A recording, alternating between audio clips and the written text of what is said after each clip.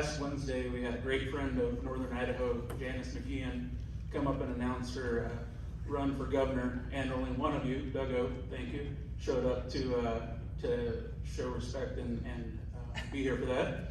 I know everybody is busy, has their things to do, but over 600 people who all are busy showed up to watch that happen and throw their support there.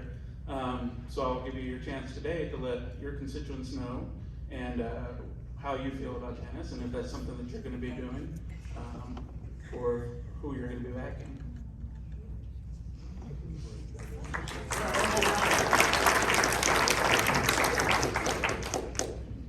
Don't all talk at once. None but the brave. Wow, there we go.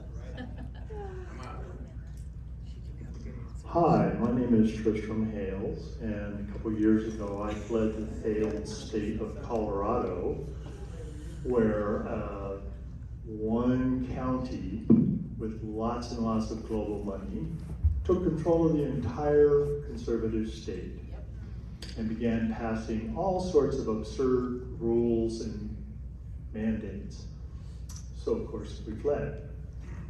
Well, I have heard other states saying that they would pass legislation and endorse it, that they will refuse to help the federal agencies and their rulers from implementing these programs in their state. Just like we recently, I understand, had the Second Amendment rights reinforced, that we would not allow state personnel to assist in implementing regulations from outside the state. I'd like to know, will you guys do that for our state? Protect us and our constitutional republic in limiting the government and enforcing, having it mandated that all state personnel enforce these rules and regulations as far as protecting Idahoans from outside influence. That's one of the reasons why it was important to recess this year.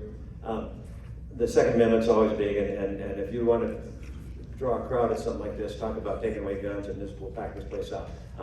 Idaho is a strong Second Amendment state. The legislature is strong Second Amendment, strong pro-life state. There are things that we do what we can do to protect.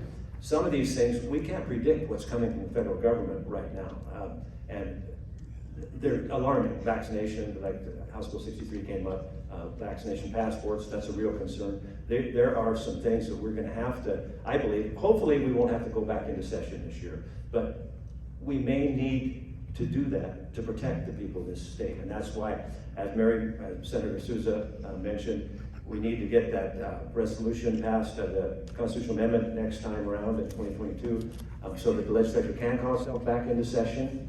However, at this time, we can, with the call of the Speaker of the House, we can be brought back into session, and the Senate will have to come back within 3 days. Hopefully we won't need to do that, but if we do, we will. And those are the type of things that we kept that door open for, because there's a lot to be concerned about. I said that earlier, and so anyway, we'll do what we can.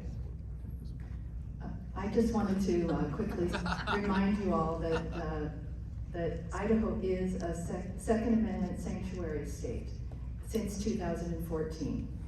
And this last session, I will tell you that House Bill 391 has language in it that's really important for you to know. And so I'm going to read one paragraph.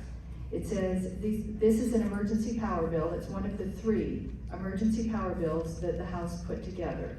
It was out of one bigger bill that the governor vetoed. He vetoed the House and the Senate bills. The Senate came back with a new version of their big bill. The House broke their bill into 3 separate smaller bills, and this is one of them. And so it says, during the continuance of any state of disaster emergency, neither the governor nor any agency nor governmental entity nor politician nor subdivision of the state shall impose or enforce any additional restrictions or on the lawful manufacturing, possession, transfer, sale, transport, storage, display, or use of firearms or ammunition, or otherwise limit or suspend the rights guaranteed by the United States Constitution or the Constitution of the State of Idaho, including but not limited to the right to peaceably assemble or free exercise of religion.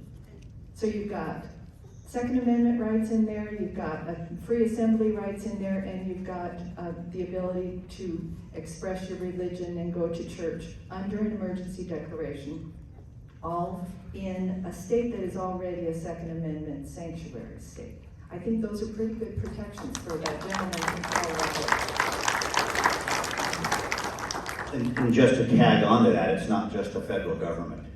I'm aware of, and we started work on this last session, there's a statute that passed in Oregon, I believe in 2019, that's taking effect now, and they call it their corporate activity tax.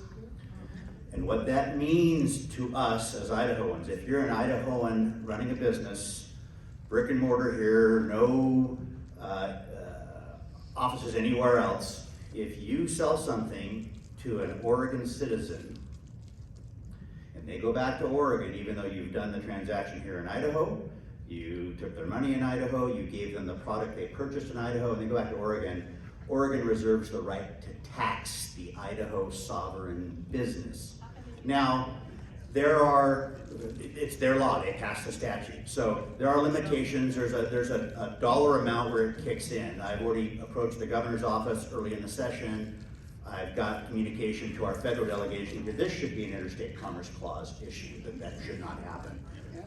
And we're waiting to see if that happens. Now, I have been in communication with the Senate Chair of Finance and Local Government, and if it comes to it, and I hope it doesn't have to come to it, but if it comes to it, we will be looking at passing a statute making it illegal for any outside foreign taxing agency to tax a sovereign Idaho business for doing business in the state of Idaho. So it's not just the feds, it's some of those states to the west of us, let's put it that way.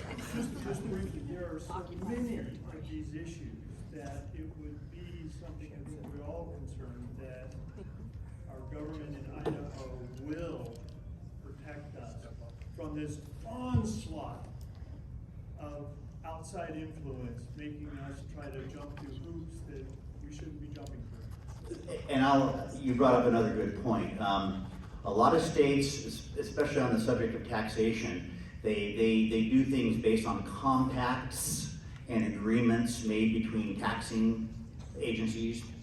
And we looked at one of those in Rev and Tax this year, and we are looking at all of these interrelated agreements because we don't know that they're in the best interest of Idaho citizens.